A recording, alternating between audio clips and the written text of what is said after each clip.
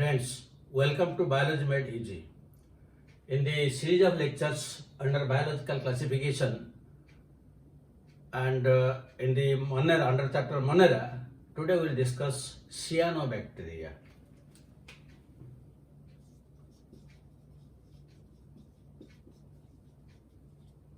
Cyanobacteria is also known as BGA, means blue-green algae. That means it has characters of both green algae as well as bacteria. But it is included under the 5 kingdom system classification. It is included under the group Monera. So as you know that all unicellular prokaryotes are included under Monera. So naturally all the cyanobacteria, they are prokaryotic in nature and they are unicellular. That is the common character. Now this is that means if we will discuss step by step, these are unicellular prokaryotes. Then these are they usually grow in warm water. In warm water, which is eutrophic. That means more nutrients are there, and nutrients are mostly, it contains nitrate and phosphate ions. That means the water which contains warm and contains nitrate and phosphate, that means eutrophic.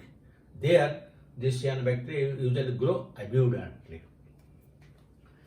Then the next is, it is usually, since the bacteria, it is a gram-negative type bacteria, gram-negative type. And it is unicellular because all unicellular prokaryotes included in Monera. But here also you will get some colonial and filamentous forms are there. So if you discuss that, it may be unicellular. An example is Crucoccus.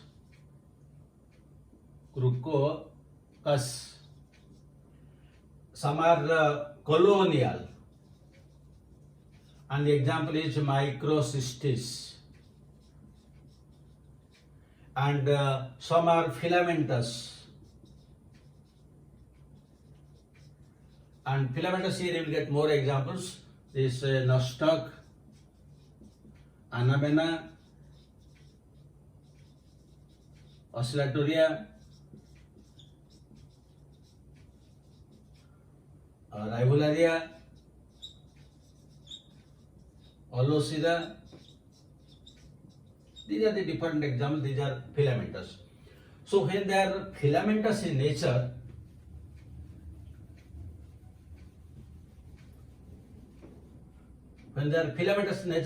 these cells are arranged to one above another like this. Then here you will find some structures like this. Then again you will find cells like this. Now this structure is known as heterocyst. So some of the bacteria like Nostoc anamena, they contain heterocyst whose main function is nitrogen fixation. That is why the cyanobacteria, they function as biofertilizers because of the heterocyst. Now this side is covered by one sheath, this side also covered by one sheath. And this is known as the total filament is known as trichome. That means the filaments of cyanobacteria are known as trichome. But this individual part is known as hormogonium. Plural it will be hormogonia. And these hormogonia, when they will be separated, that helps in the fragmentation and the reproduction of cyanobacteria. So this is the filamentous structure. And when it will be unicellular, suppose this is the unicellular case. So you will find the cell wall is there. So since it is coming under a bacteria, the cell wall will consist of peptidoglycan, peptidoglycan, and also it contains, since it is gram negative, it contains lipopolysaccharides, and these lipopolysaccharides are present in four layers. They are known as L1, L2, L3 and L4. Four layers are there, the lipopolysaccharides. This is about the cell wall. Now coming to the cell membrane. This cell membrane, you will find there is no much difference between the cell membrane of eukaryotes and prokaryotes. But here you will find the cell membrane, it lacks sterols. In the cell membrane, sterols are usually absent. Because in the eukaryotic cell membrane, the sterols are present like cholesterol, which stabilize the membrane proteins. But here that sterols are absent. Then within this cell membrane, since it is coming under monera, you will find there is a single double-stranded circular DNA, and it's not surrounded by any nuclear membrane. Histone proteins are not there. Double-stranded circular DNA, and you will also get ribosomes, and the ribosomes, they are of 70S type because it is prokaryote. But here another very important thing. In cyanobacteria, you will find the photosynthetic pigments are present, and they are usually present in the form of certain lamellar structure. Here you will get some lamellar structures like this. These are the lamellar structures. That means these are, you can call unithylakoids. These are unilamellated, you can tell, or unithylakoid, you can tell. In case of the higher plants, these lamellar thylakoids are arranged one above another to form a granular structure. But here the granular structure is not there. They are simply present separately. That is unithylakoid or unilamellated. Now, within this thylakoid, what will be present? The different types of photosynthetic pigments will be present, and both pigment system 1 and pigment system 2 are present. Whereas in case of the eubacteria, only the pigment system 1 is present, but here both pigment system 1 and 2 are present. In bacteria, you will get only cyclic photophosphorylation, but since here both are present, you will get non-cyclic photophosphorylation.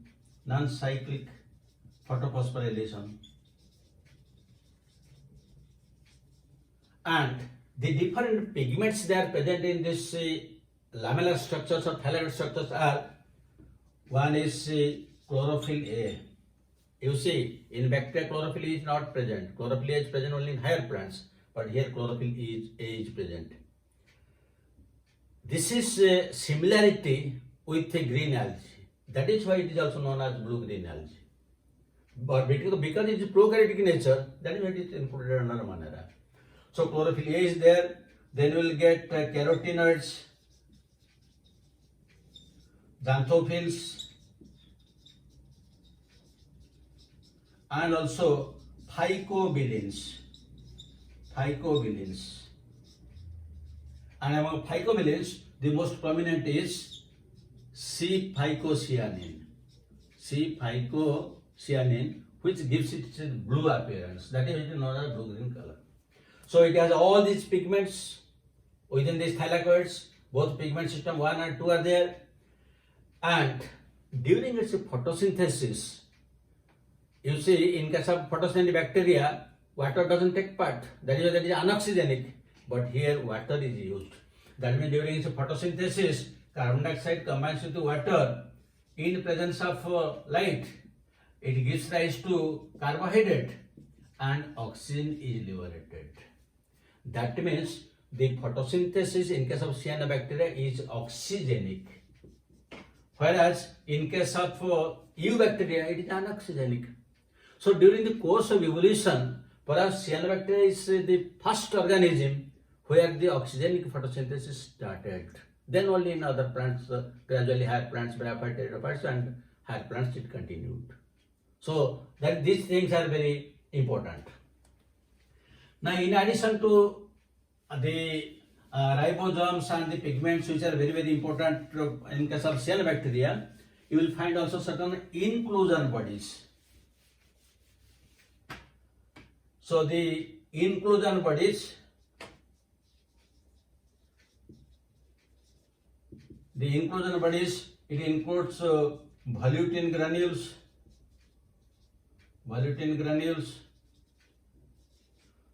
then cyanophysin granules,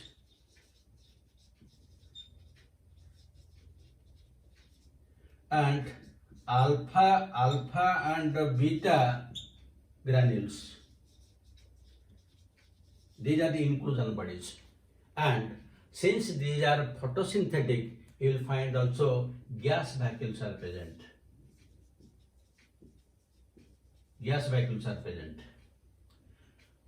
Now, this is the structure of the both filament structure and the unicellular structure. But what about its motility? In the eubacteria we have discussed, some are motile and some are non-motile, but most of them are motile. But the cyanobacteria, it is non-motile. And how it moves? By gliding movement.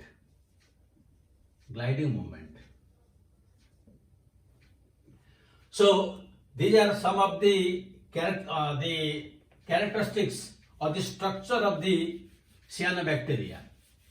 And in case of filamentous forms only you will get heterocyst, but in case of this unicellular, this is the structure which is completely prokaryotic, but having characters of both the Monera and also characters of green algae. Now coming to its reproduction.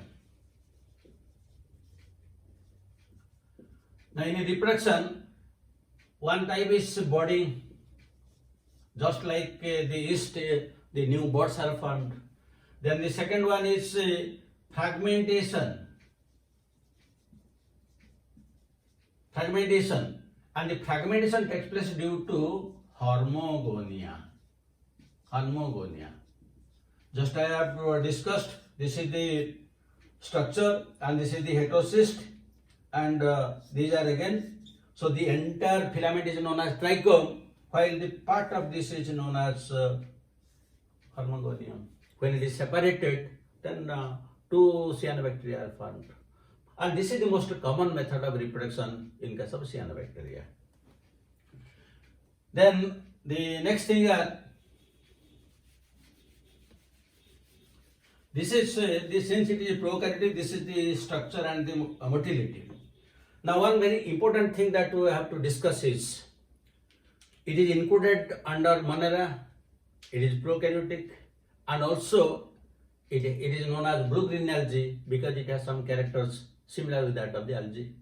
So let us discuss what are the similarities with the algae and what are the similarities with bacteria. This is very, very important from examination point of view. So first if we will discuss similarities with green algae. So number one, we will get chlorophyll A. Chlorophyll A is present in green algae and also here.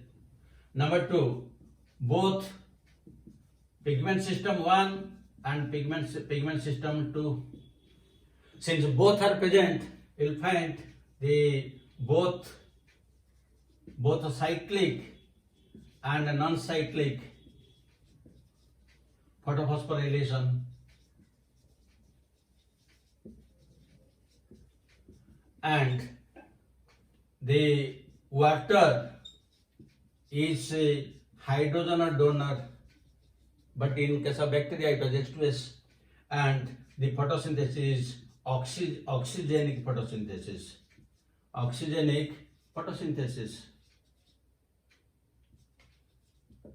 So these are the similarities with that of green algae.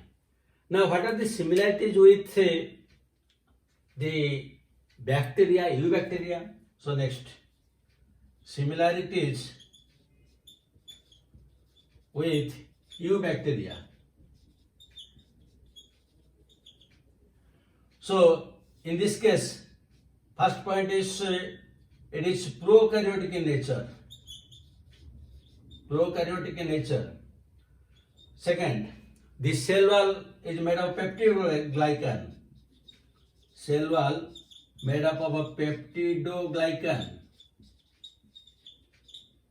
Third point, it has a capacity of nitrogen fixation. Fourth point, it also divides like that of bacteria, it divides also by means of a binary fission.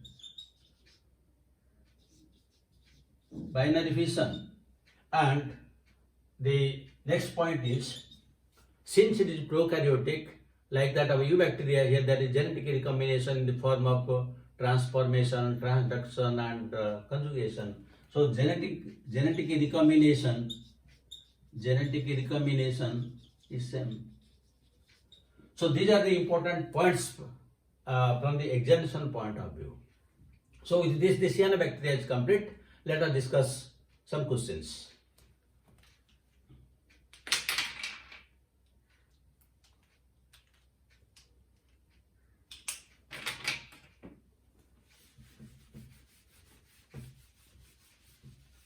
So question number 1.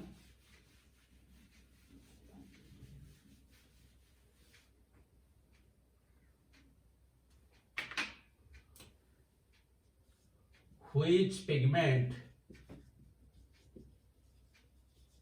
is absent in cyanobacteria?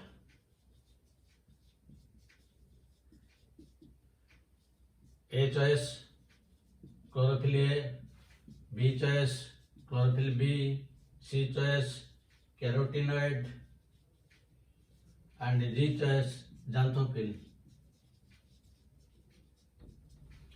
Then the second question, cyanobacteria differs from eubacteria in having A choice both pigment system 1 and pigment system 2, B choice absence of histones. Third point, it is prokaryotic, and the fourth choice is you can write